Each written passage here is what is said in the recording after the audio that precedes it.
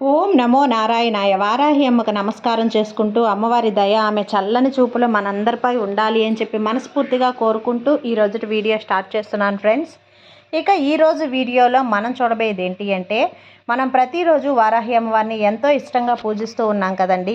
అలాగే అమ్మవారికి ఇష్టమైనటువంటి రోజులలో శుక్రవారం, మంగళవారం, ఆదివారం, అమావాస్య తిథి, పంచమి, అష్టమి తిథి, పౌర్ణమి తిథులలో మనం చేసే పరిహారాలు, పూజలు, స్విచ్ బోర్డ్స్, ఏంజల్స్ నెంబర్స్ ఇలాంటివన్నీ కూడా చాలా మంచి గొప్ప ఫలితాన్ని మనకు తెచ్చిపెడుతూ ఉన్నాయి. అలాగే ఈరోజు మంగళవారం. ఈ మంగళవారం రోజున మనం ఒక చిన్న పరిహారం అనేది చేసినప్పుడు మన కోరిక అనేది తీరుతుంది. మనం ఎంతో కాలంగా తీరలేదు అన్న కోరిక అనేది వారం రోజుల్లోనే మీ కోరిక అనేది తీరుతుంది. ఆ పరిహారం ఎలా, ఏంటి, దేంతో చేయాలి అనేది ఈరోజు వీడియోలో పూర్తిగా మీతో షేర్ చేయబోతున్నాను ఫ్రెండ్స్. గుప్పెడు కందిపప్పుతో మీ కోరిక అనేది తీరుతుంది. ఆ గుప్పెడు కందిపప్పు అనేది ఎలా వాడాలి అంటే, మీరు ఎన్నో కోరికలో ఎన్నో పరిహారాలు చేస్తూ ఉంటారు, పూజలు చేస్తూ ఉంటారు, అలాగే మంత్రాలు చెప్తూ ఉంటారు. మంత్రాలకి కూడా మీకు తీరని కోరికలు అనేటివి ఎన్నో మిగిలిపోయి ఉండొచ్చు. అలాంటి కోరికలని ఒకటి కాదు, రెండు కాదు, 3 కోరికలనైనా సరే ఒకేసారి మీరు తీర్చుకోగలిగేటువంటి ఒక గొప్ప అద్భుతమైన పరిహారం. గుప్పెడు కందిపప్పు చాలండి. నవగ్రహాలకు మనం నవధాన్యాలతో పూజలు అనేది చేస్తూ ఉంటాం. ఒక్కొక్క గ్రహానికి ఒక్కొక్క ధాన్యాన్నిగా మనం చెప్పి దాంతో మనం గ్రహ దోషాలని విడిపించుకుంటూ ఉంటాం. అలాంటి ధాన్యాలలో నవధాన్యాలలో ఒకటైనటువంటి కందిపప్పుతో మనం ఈ మంగళవారం రోజున కుజహోరా టైంలో, హోరా టైం అనేది మనకు ప్రతిరోజు 3 టైంలో ఉంటుంది. ఉదయం 6 గంటల నుంచి 7 గంటల వరకు, మధ్యాహ్నం 12 నుంచి 1 గంట వరకు, అలాగే సాయంత్రం 8 నుంచి 9 వరకు. ఇలాంటి కుజహోరా టైంలో మనం ఇప్పుడు చేయబోయే పరిహారం అనేది చేసినట్లయితే తప్పకుండా మీ ఎన్ని కోరికలైనా కూడా ఒకేసారి తీర్చుకోగలిగేటువంటి గొప్ప పరిహారం. ఆ పరిహారం ఎలా చేయాలి అంటే, ఫస్ట్ మీ కోరికలు ఏవైనా సరే, మీ ఆశలు, లేదంటే మీ సమస్యలు అని కూడా చెప్పవచ్చు. తీరని సమస్యలు అనేటివి ఉన్నా కానీ, డబ్బుతో కూడినటువైనా, అలాగే ఏదైనా మీ అమ్మాయి పెళ్లి గురించి తీరాలి అన్నా, మీ అబ్బాయికి జాబ్ రావాలి అన్నా, మీ ఎన్నో లక్షల అప్పు అనేది తీరాలి అన్నా, మీ వ్యాపారం వృద్ధి కావాలి అన్నా, మీ అబ్బాయి చదువులో ఫస్ట్ క్లాస్ రావాలి, చదువులో జ్ఞాపక శక్తి అనేది పెంచుకోవాలి, ఇలాంటివి ఏవైనా సరే ఫస్ట్ ఒక వైట్ పేపర్ అనేది తీసుకొని 3 భాగాలుగా విభజించుకొని మీ 3 కోరికలు కానీ, సమస్యలు కానీ, ఆశలు కానీ రాయండి.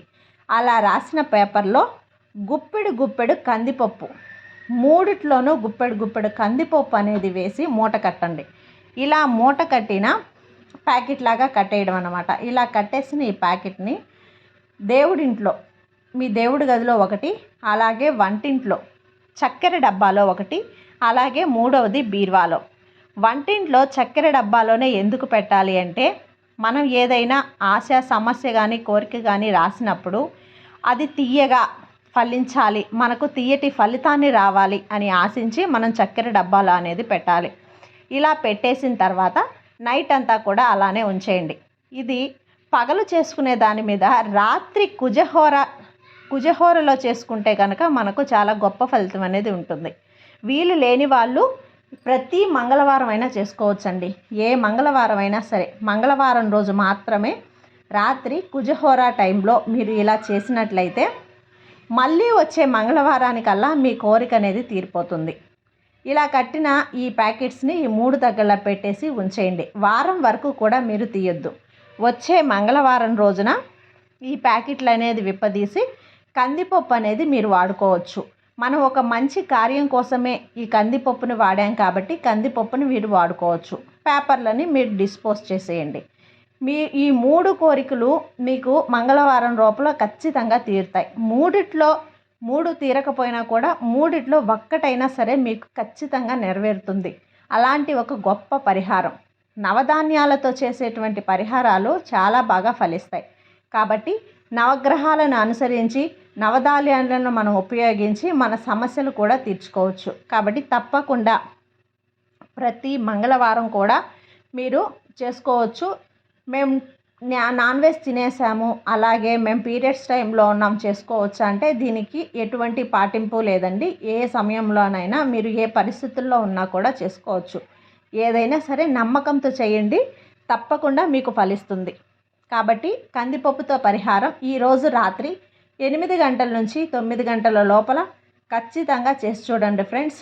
మీ ఎన్ని కోరికలైనా కూడా ఒకే ఛాన్స్లో తీరిపోయే గొప్ప అవకాశం. అది ఫ్రెండ్స్ ఈరోజుటి వీడియో. ఈ వీడియో మీకు నచ్చినట్లయితే లైక్ చేసి సబ్స్క్రైబ్ చేయండి. అలాగే మరికొంతమంది భక్తులకు షేర్ చేయండి. సర్వే జన సుఖినో భవంతు. జై వారాహి మాత.